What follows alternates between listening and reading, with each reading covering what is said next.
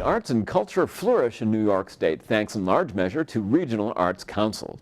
Joining me here in the spotlight today are Deborah Bump. She is the executive director of the Genesee Valley Council on the Arts, and her resident folklorist, Karen Canning. Welcome to you both. Thank you so much Thanks. for coming in. Thanks for having us. So arts councils are so important in fostering arts and culture in their communities. So what are the activities of the Arts Council? Well, the Arts Council, the Genesee Valley Council on the Arts, that's our official name. We promote local artists and we support artists throughout the region. So one of the ways that we do that is through our re-grant program that we have. So New York State Council on the Arts, the State Arts Council gives money to 29 sites throughout the state each year to grant money to artists throughout the region. So our Arts Council re-grants those funds to artists throughout Livingston as well as Monroe counties. So that's a great way that we support artists in the region through our grant process that we do each year. Grant process, And is anybody eligible to apply? Yes, anyone's eligible to apply. We have 3 categories. We have the community arts category, individual arts, as well as arts and education categories. I see. So an individual artist can apply for financial support? Yes. Fantastic. And arts and education, what does that entail? That's working in collaboration with a school district to put programming into the schools. As an individual or as an organization? I believe we have both that have applied in the past. I see. I see. And the community arts grants are for instance, orchestras and... Yes, we have symphonies that have applied. We have, just recently have had artists that have done murals in towns, I see. Both in Livingston as well as Monroe counties. I know that Hamlin recently got a mural in their village, and it's a great program, and I highly recommend people to check it out. So it's graphic arts as well as performing arts? Yes, absolutely. Oh, fantastic. I see. And so now that's a re-grant program of what now? From the state. So the state administers or runs 29 decentralization sites throughout the state. So we are the site for Livingston and Monroe County to distribute those funds to those artists in the region. And what amount are we talking about?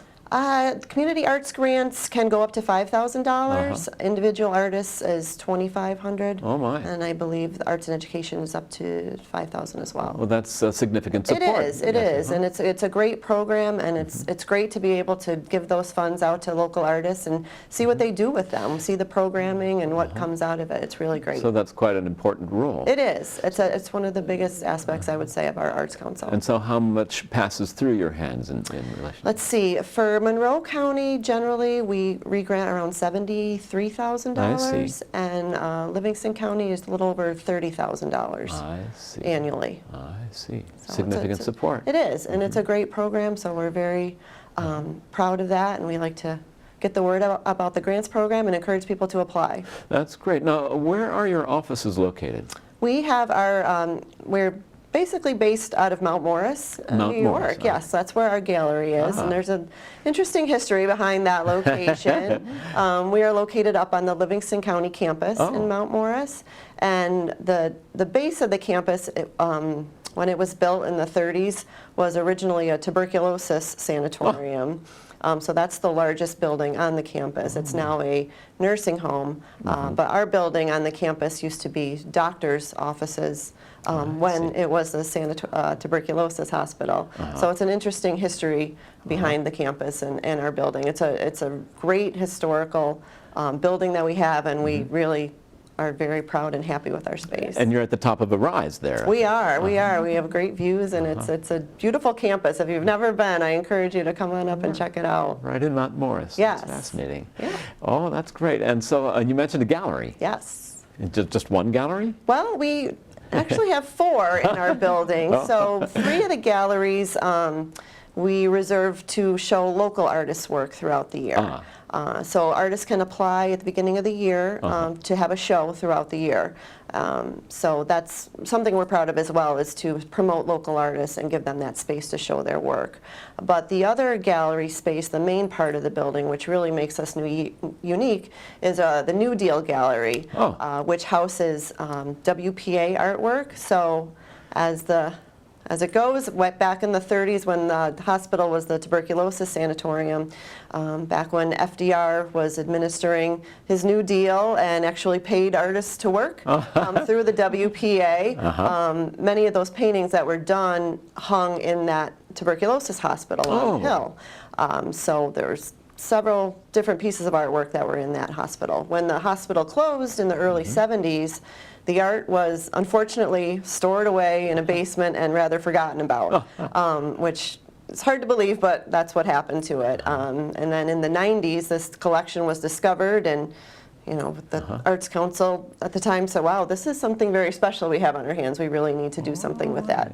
So we have over 200 pieces of WPA easel art. We are actually the largest gallery in the country dedicated to WPA artwork. Is that right? That is true.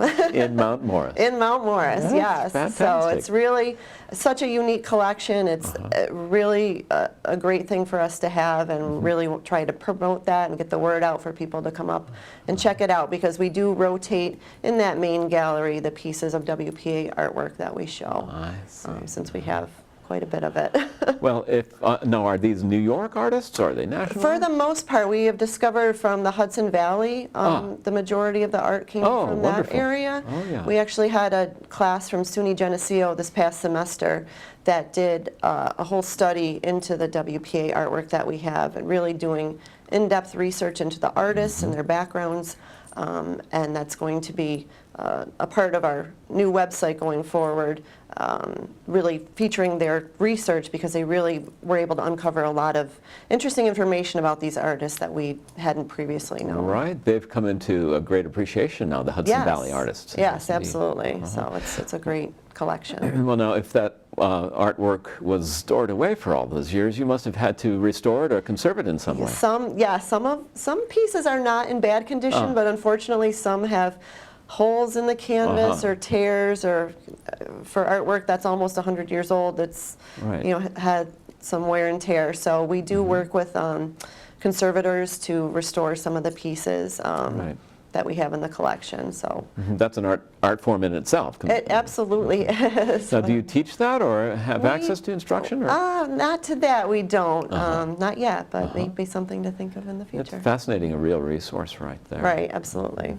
That's the Works Progress Administration. Yes. And they're very strong in Letchworth Park itself, which is adjacent. Correct. Yes, Letchworth is maybe a mile from our gallery, so it makes a great outing to come down to Mount Morris, check the gallery out, head over to Letchworth, see some of the beauty over there. It's an amazing park, so we'd encourage people to check it out. So apart from the grant program and the galleries that you run, what are some of the other services that the Art Council on the Arts provide? Right, well, we offer certain classes throughout the year to folks. We have a watercolor class.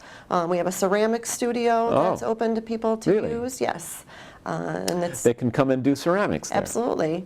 Also, we do classes in ceramics as well. We have a writer's studio in our building, so if you're just looking for a quiet place to get away and get some thoughts down, it's a great spot. We also have a yoga studio. So we have yoga classes, Tai Chi, so we have a little bit of everything that we offer. Just like to offer different things to the community. Sure. Now talk a little about the ceramics. That's interesting. You need equipment, you need a kiln, you need some wheels? We have a kiln on the campus, and we have some ladies that are down there quite a bit, and some people that will just stop in to check it out. So it's open. As long as the gallery's open, you're free to come down and to check it out. Now, do you have to be a member of the Council on the Arts to use that? We prefer it. Prefer it? How does one become a member? Becoming a member is very easy. You can go to our website, which is gvartscouncil.org. There's a tab for membership, and you can do it online. It's very easy. The membership rates are extremely reasonable, so we encourage people to become a member and get some of these great benefits that we offer. Now, if I'm looking for an artist, for instance, can I find them through you?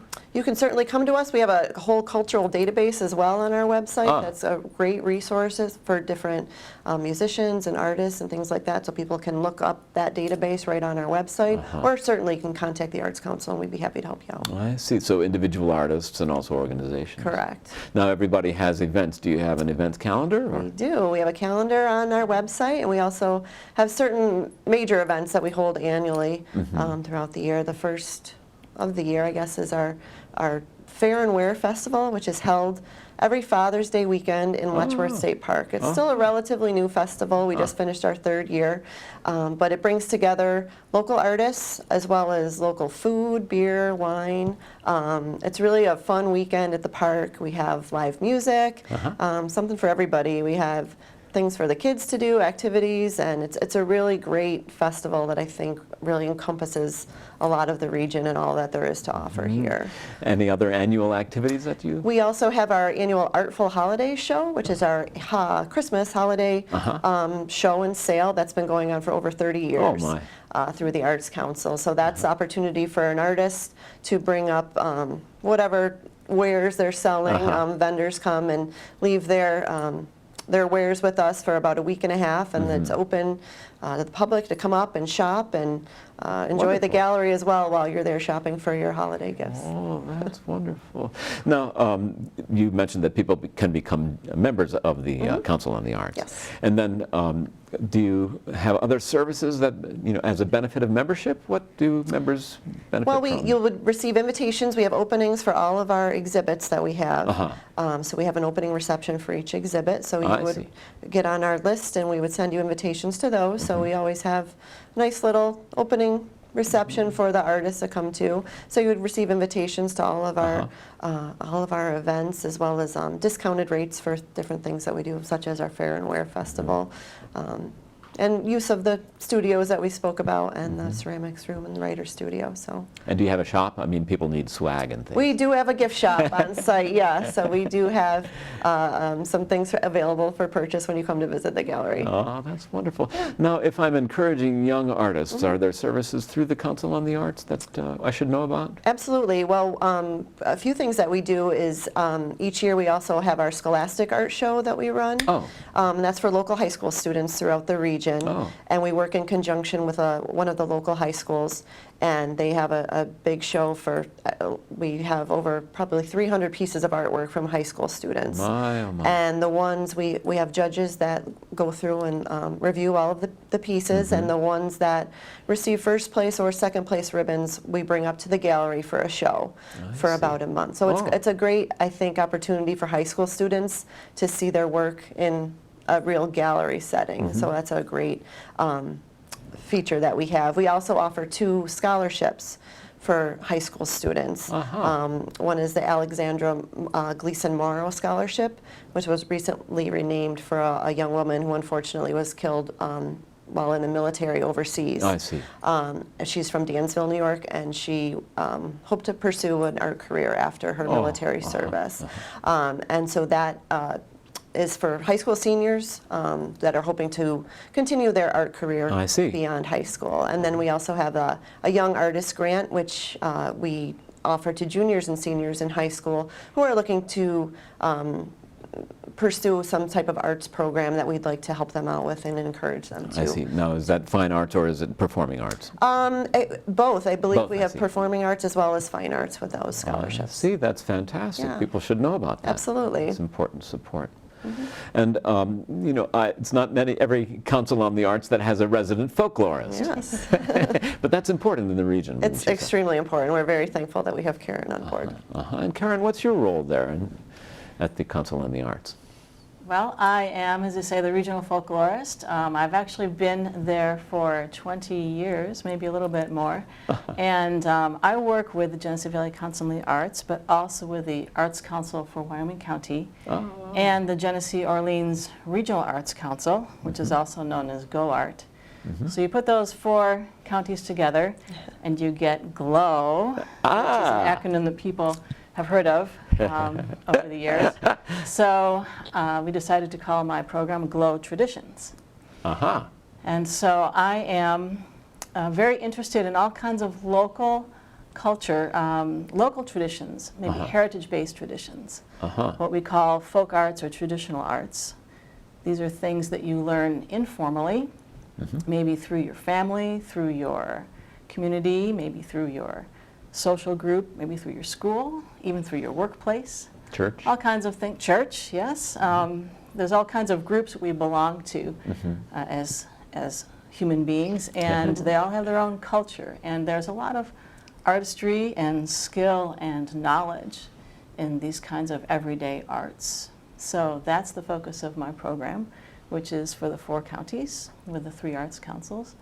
And we work to document and research these heritage-based traditions and to support them and to produce programming that will help to educate the general public and continue these arts so that they'll flourish.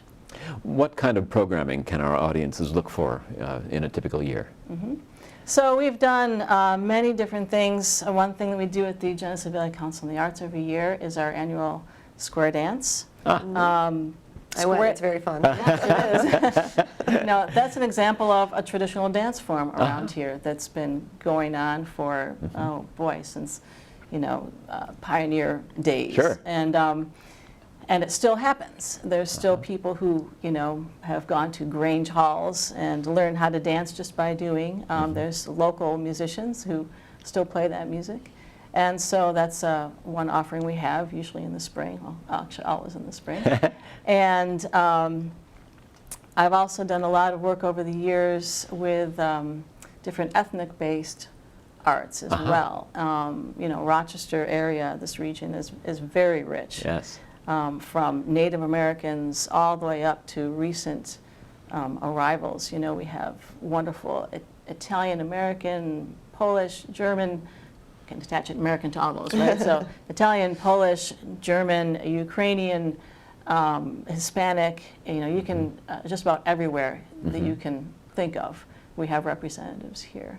So one thing that I did recently, just as an example of the kinds of things we do, is a few years ago we did something called the Festive Foodways series. Often, these kinds of traditions live in celebratory events, and if you're having a party, you're going to have food. And that's often something too that if you travel, if you are an immigrant, or even if you've been here for many years, those things live on in your food traditions, right? Perhaps you've lost the language, but you have Thanksgiving dinner every year. You have maybe Christmas dinner. You have other things that mark important times of the year. And so, as an example of the festive foodways traditions, we looked at the Polish Easter basket tradition of assembling the foods that are then blessed before you eat them for Easter dinner. And that has all sorts of symbolism in there of new life, of spring, of beginnings. And there's certain foods that are arranged in certain ways, and and somebody had to make the basket. Right, and someone had to make the basket. And that was one. We also did the St. Joseph's Day tradition, which is still very strong here in the Rochester region. Italian-American festival, which is marking St. Joseph's Day, and there's a feast that's spread out. It's supposed to be open to everyone for travelers and for the poor in honor of St. Joseph. And that also has an array of foods that are very specific and things you need to include to remember that festival. And then the third of that series was Three Kings Day. Oh, yes. Which is popular in Puerto Rican and Mexican and other Hispanic communities. And once again, there are certain foods that you eat and you're remembering the travels of the Three Kings. So that's an example. I like that one because it shows that there's often a connection you might find between things that seemingly at first look rather different, but that we share ways of marking occasions and celebrating our life together. And these are crafts and traditions from before a digital age, for instance. It's agrarian tools and things that you might use around the house or in preparing a certain dish. Often they do stretch far back in time, and often these arts are associated with functionality, right? So some easy ones for people to kind of grab onto are, for example, needlework and quilting, right? So you had to make your own materials, woodworking, things like that. But they don't have to be old, along with square dancing is something like hip hop and break dancing.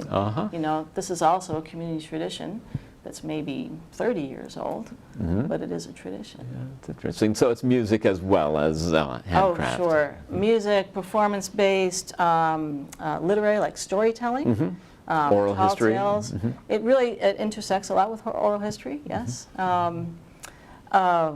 Food traditions, let's see, my cheat sheet. Fabrics, for instance? Sure, yep. Other ethnic-based arts, performance-based, sometimes. It really, almost any artistic area that you might think of, there's often a traditional art that is associated with that. That's fascinating. Yeah. And we're coming up to some important centenaries in this area. I mean, we've just celebrated the centenary of the Erie Canal in 17 and 18, and a lot of culture came via the canal. And so do you track history too as part of the study? And yes, yes, we do get into history. And one thing that these traditions do, we look at, they're living traditions. They're not going to be static. They're going to change throughout time. But they often will, kind of harken back and tie people back to their beginnings. Right. Maybe their own, journey, their story of how their families came here. Right. And some of these things, for example, a family story, that morphs through time. It's the one that maybe Grandpa always tells. Maybe it's funny. Maybe it's heroic. Maybe it's scary. That those things, they do change, and they retain their meaning with each generation as they pick them up. Right. Sometimes the symbolism is very, very old. Yes, it can be. So how do people connect with it? You mentioned the offering that you had in that one festival, but on a regular basis, are there classes, are there exhibits, or how do people find out what it is you do? You can always come to the website. So if you go to gbartscouncil.org, gbartscouncil.org. You will find a Glow Traditions tab there. And I have the same kind of presence on the other arts councils as well. And so I don't really teach, my job is to actually bring forth the local artists and the tradition bearers themselves. So I'm more in the background. Although I will go in, I have worked with schools before, as a folklorist, going in and helping to interpret traditional materials, or helping to an artist to work with a group. In fact, we have some of those coming up right now in the Rochester area. In the next few months, there's going to be 8 traditional artists working with teachers in school districts, from the Rochester City School District all the way to Livingston County, out in Spencerport. Oh my! I think Genesee County, Orleans County as well. Wow! And that's going to be really fun. The kids will have a chance to meet these artists and interview them and do some of the art. Well, the New Deal art is an important collection. Are there similar collections for folkloric artifacts that people should know about in the area? In the area, well, we certainly have a wonderful collection at the Rochester Museum and Science Center of Native American artifacts and cultural objects. Right. And that very wonderfully has been reinterpreted over the last 20 years or so, really involving our local Native American communities in that kind of reinterpretation and really understanding the meaning behind those objects. There are other places scattered throughout the state.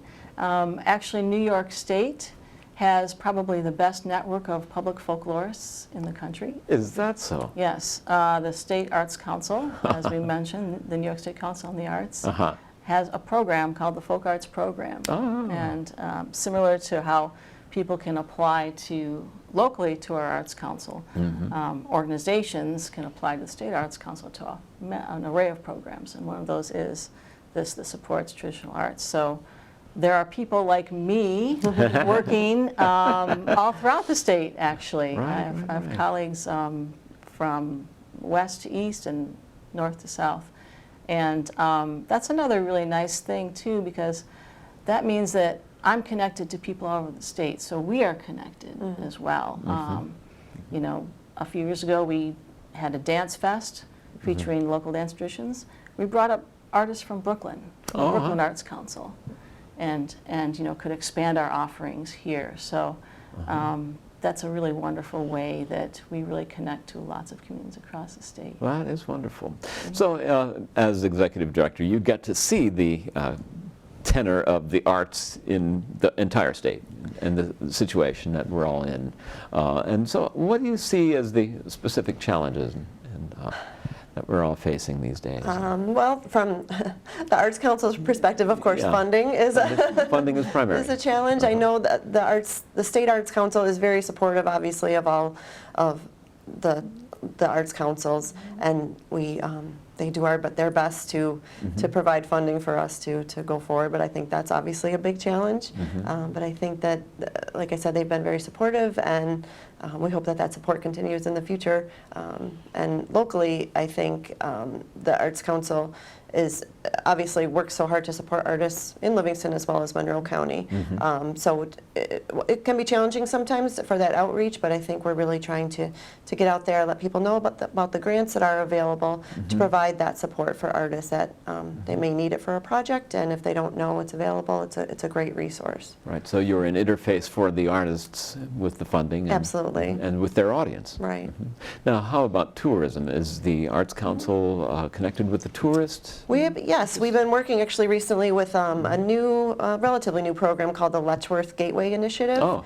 And that's with a few towns, Genesee, Mount Morris, and Perry, just to capture those visitors that are here for the park, for Letchworth, but to show them that there are many other things to see throughout the region. Besides the park, such as our art gallery in Genesee. There's a warplane museum. So just trying to let people know that there are other things. The park is beautiful, don't get me wrong, I love it, but just kind of trying to promote the region as a whole. And I think that's been a great initiative. They're, I think, going to have an app soon, so when you're at the park and look it up and see what else is around for us to do. So I think that it'll be a great feature, and we definitely are working with them to get on that app. Right now, does the Council on the Arts accept donations? Absolutely. And how do people donate? You can do it online through our website, or stop in the gallery, see what we have to offer, and check out the space, because we, like I said, generally have local artists showing their work as well as the WPA artwork. And you can go on a tour, check it out, and if you feel so inclined, certainly make a donation. And do you have staff there? We do. We have a person that runs our grant program. We have a person that kind of handles our public relations, but also works on development, fundraising for our group. Karen is on board. And then we also have an employee that works on outreach to members, to try to gain new members and make sure that all the members know what we have coming up and going on. And so there's a newsletter? We do. We have we do an e-newsletter probably once every 2 weeks that people receive electronically, but then we also have our ArtSphere newsletter, which we distribute quarterly to members, and that kind of is a comprehensive look at what we've been doing over the past 3 months. You get that in the mail. And so that's a nice way for us to reach our members, and they can see what's been happening and what we've been working on, and I think it's a great source of information. Well, it's a high quality and very active and comprehensive program. Thank you so much for letting us know about the Genesee Council. Thank you so much for having us. I really appreciate it. Thank you. So my guests have been Deborah Bump, the Executive Director, and her resident folklorist, Karen Canning. Thanks so much for watching. In the Spotlight is a production of Penfield Television with sponsorship from Nokan & Associates, a private wealth advisory practice of Ameriprise Financial Advisor.